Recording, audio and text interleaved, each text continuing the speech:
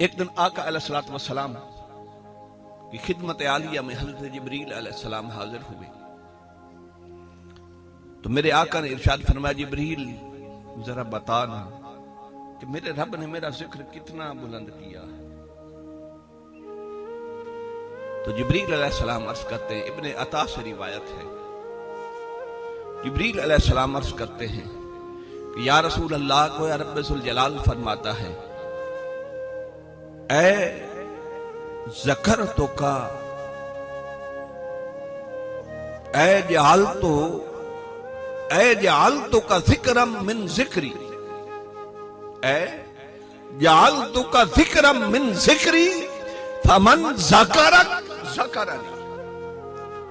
حدیث پاک ہے، فرمایا رب فرماتا ہے کہ حبیب ہم نے آپ کو اپنا ذکر بنا لیا، آپ کے ذکر کو اپنا ذکر بنا لیا، فمن ذکرک ذکرنی۔ اب حبیب جو آپ کا ذکر کرے گا وہ میرا ذکر کرے گا، جس نے آپ کا ذکر کیا اس نے میرا ذکر کیا۔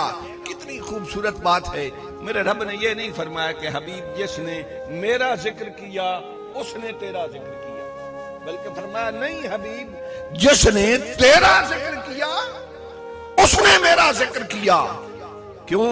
اس لیے کہ اللہ اللہ کرنے والے تو سارے ہوں گے، رب رب کرنے والے تو سارے ہوں گے، مگر حبیب میں کائنات کو پیمانہ دینا چاہتا ہوں کہ رب رب کرنے سے رب کا ذکر نہیں ہوتا، محمد محمد کرنے سے رب کا ذکر ہوتا۔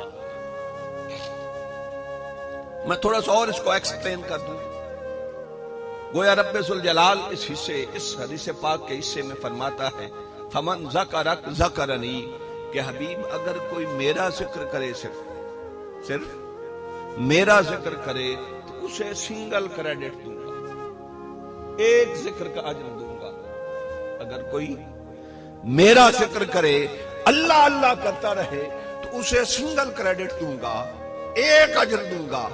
مگر حبیب اگر کوئی محمد محمد کرتا رہے، تیرا ذکر کرتا رہے، تو پھر اسے سنگل نہیں حبیب ڈوئل کریڈٹ دوں گا، دوہرا اجر دوں گا۔ اس لیے کہ حبیب میرا ذکر تو صرف میرا ذکر ہوا، مگر تیرا ذکر تیرا بھی ذکر ہے اور میرا بھی ذکر ہے، تیرا ذکر تیرا بھی ذکر ہے اور میرا بھی ذکر ہے۔ تو کوئی محمد کہے تو اس میں میرا بھی ذکر آ جاتا ہے، اور کوئی صرف اللہ کہے تو حبیب چونکہ اس میں تیرا ذکر نہیں، اس لیے اسے سنگل کریڈٹ دوں۔